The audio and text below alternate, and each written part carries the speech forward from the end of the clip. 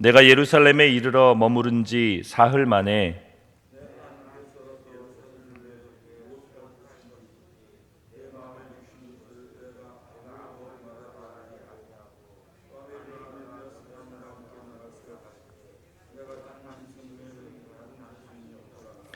그 밤에 골짜기 문으로 나가서 용종으로 분문에 이르는 동안에 보니 예루살렘 성벽이 다 무너졌고 성문은 불탔더라.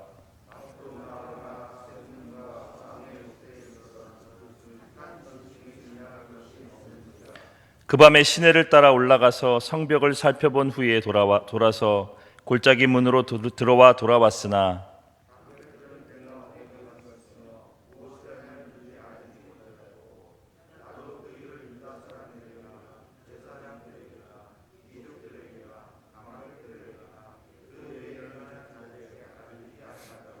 후에 그들에게 이르기를 우리가 당한 곤경은 너희도 보고 있는 바라. 예루살렘이 황폐하고 성문이 불탔으니 자 예루살렘 성을 건축하여 다시 수치를 당하지 말자 하고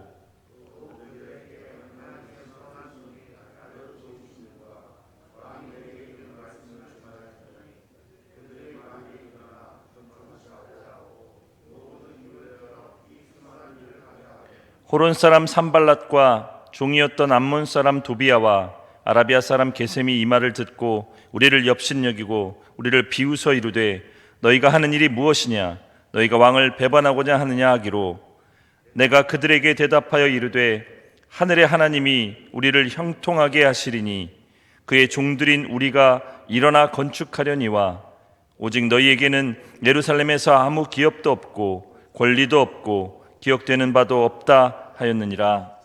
아멘. 오늘 말씀의 배경은 이렇습니다. 하나님의 놀라운 은혜로 말미암아 포로 생활에서 이스라엘 백성들이 귀환하게 되었습니다. 그리고 그렇게 귀환하여서 기쁨으로 살아갈 줄 알았습니다. 그런데 느헤미야에게 들린 이 이스라엘 동족들의 소식은 정말 비참하고 아픈 소식이었습니다. 느헤미야는 이 소식을 듣자마자 가슴이 먹먹한 아픔과 슬픔을 경험하게 됩니다. 그래서 하늘의 하나님께 금식하며 기도합니다. 그저 주께서 은혜와 긍휼을 베풀어 주시기를 기도하기 시작합니다. 왜냐하면 느헤미야는 그 당시에 왕의 술 맡은 관원장으로 공직에 머물러 있었고 그가 어떻게 할 수 있는 방법조차 없었기 때문입니다. 여러분, 느헤미야는 자신의 동족인 이스라엘이 비참한 현실 가운데 있다는 사실을 알았지만 해결책이 전혀 없었습니다. 이렇게 암담한 현실을 당할 때 믿음의 사람들은 기도하기 시작합니다. 왜냐하면 우리의 삶을 가장 잘 인도하시는 분이 주님이심을 알기 때문입니다. 그렇게 기도로 시작한 일이 도저히 가능하지 않을 것 같았던 일이 하나님의 놀라운 도우심으로 현실로 이루어지는 응답을 받게 됩니다. 느헤미야서에는 그래서 이런 주님의 도우심을 하나님의 선한 도우심이라고 계속해서 이야기합니다. 여러분, 느헤미야서를 읽어보면 다른 성경과는 다른 부분이 하나가 있습니다. 그것은 다른 성경에서는 하나님께서 나타나셔서 구체적으로 이렇게 저렇게 하라고 응답하는 부분이 있는데 느헤미야에서는 그런 부분이 없습니다. 그리고 한 가지 문장이 계속해서 반복됩니다. 하나님의 선한 도우심으로, 하나님의 선한 도우심으로. 느헤미야는 하나님의 선한 도우심으로 말미암아 이스라엘의 총독이 되어서 고국을 돕기 위해서 이스라엘로 갈 수 있게 되었습니다. 그리고 이스라엘 땅에 드디어 도착했습니다. 얼마나 감격적이었을까요? 얼마나 기쁨이 가득 찼을까요? 여러분, 우리 삶에서도 종종 이런 일이 일어납니다. 도저히 해결책이 없던 것 같은 그런 일 가운데서 하나님이 그것을 너무도 쉽게 해결해 주시고 우리에게 응답하시는 것들을 경험하게 됩니다. 그래서 믿음의 사람들에게는 저마다 한두 가지 이상의 간증거리가 있습니다. 왜냐하면 하나님께서 저와 여러분을 그 놀라운 손으로 인도하고 지키시고 보호하시고 있기 때문입니다. 내가 노력도 하지 않았는데, 나의 처지와 환경은 어림도 없었는데, 일이 꽉 막힌 것처럼 도저히 해결될 수 없었는데 주님이 해결해 주십니다. 그럴 때마다 우리는 가슴 먹먹한 감사와 찬양으로 주님께 올려드립니다. 그 주님께서 저와 여러분과 지금도 함께하고 계십니다. 그런데 여러분, 우리의 삶의 문제가 해결되는 것보다 더 중요한 것이 있습니다. 그것이 바로 십자가의 은혜와 사랑입니다. 저와 여러분을 그냥 주님이 내버려 두시면 비참함으로 이 세상을 따라 살다가 그렇게 죽어 없어져 버릴 우리를 주님이 그 저주스러운 인생에서 구원해 주셨다는 사실이 우리의 가슴을 먹먹하게 하는 일이 되어야 할 것입니다. 주께서 십자가에서 죽으시고 그 고통과 고난의 길을 걸어가셨던 유일한 이유가 저와 여러분을 살리시기 위함이었기 때문입니다. 하늘의 하나님이셨던 그분이 인간 중에서도 가장 낮은 모습으로 오셨습니다. 그 누구도 말 구이에서 태어나지 않는데 주님은 그런 지저분한 곳에서 태어나셨습니다. 가장 영광을 받으셔야 할 그분이 침뱉음과 비웃음과 모욕을 당하셨고 그 생명을 우리에게 주셨습니다. 그 주님의 구원하심, 주님의 사랑을 저와 여러분은 받았습니다. 그 사랑이 우리의 감격이어야 합니다. 그 사랑이 우리의 기쁨이어야 합니다. 삶의 결과나 어떤 일의 결과가 우리의 감정을 좌지우지하는 것이 아니라 그 주님이 우리의 감격이 되어야 합니다. 왜냐하면 일의 결과나 삶의 결과는 과정이기 때문입니다. 여러분, 우리에게 변하지 않는 것이 하나 있는데, 세상에 어쩌지 못하는 것이 하나 있는데, 그것은 주님께서 우리를 향한 사랑입니다. 그 사랑으로 오늘을 살아가시는 여러분이 되시기를 축복합니다. 우리 느헤미야 2장 12절 말씀을 우리 함께 읽어보겠습니다. 내 하나님께서 예루살렘을 위해 무엇을 할 것인지 내 마음에 주신 것을 내가 아무에게도 말하지 아니하고 밤에 일어나 몇몇 사람과 함께 나갈새 내가 탄 짐승 외에는 다른 짐승이 없더라. 하나님께서 느헤미야의 마음속에 심어주신 것이 있었습니다. 그것은 황폐해진 땅을 회복하고 성벽을 재건하는 것이었습니다.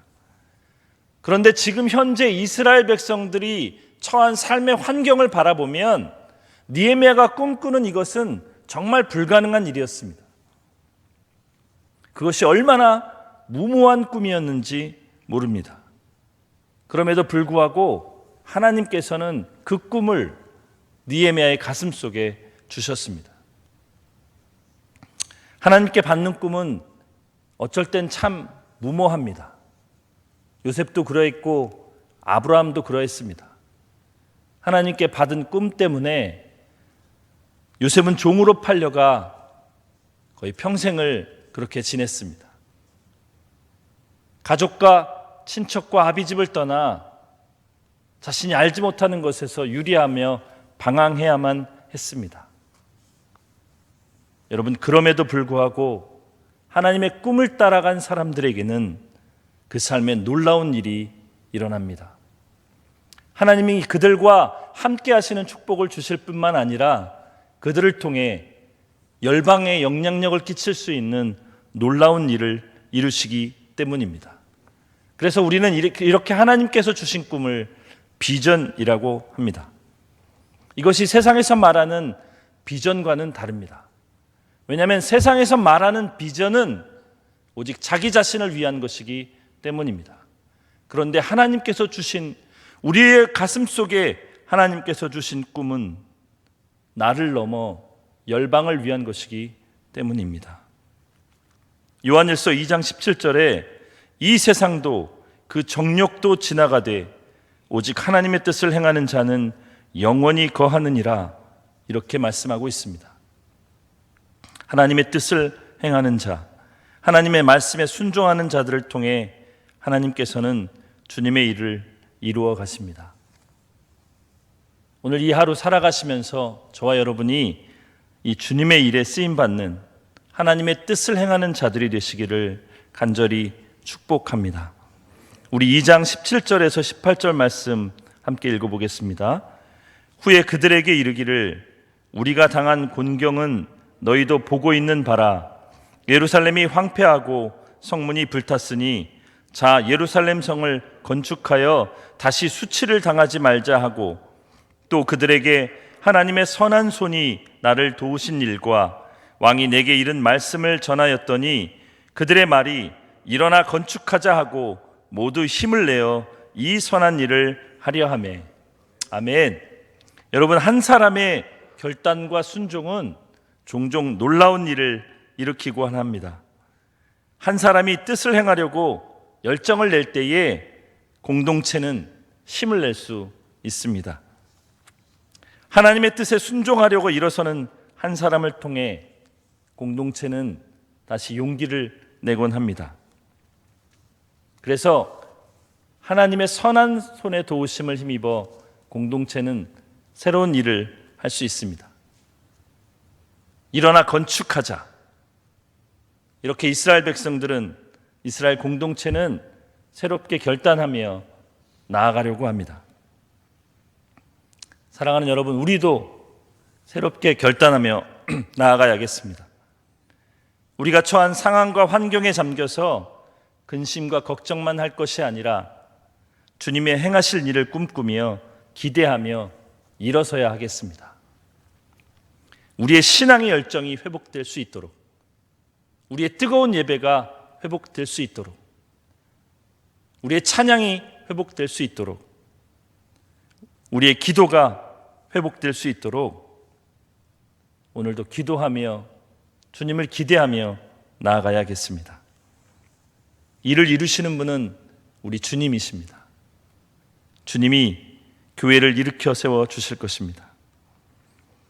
이스라엘 백성들이 일어나 건축하자라고 힘을 내었던 것처럼 오늘 하루 이 주님을 신뢰하며 힘차게 살아가셔서 하나님의 일하심을 경험하는 저와 여러분이 되시기를 간절히 축복합니다.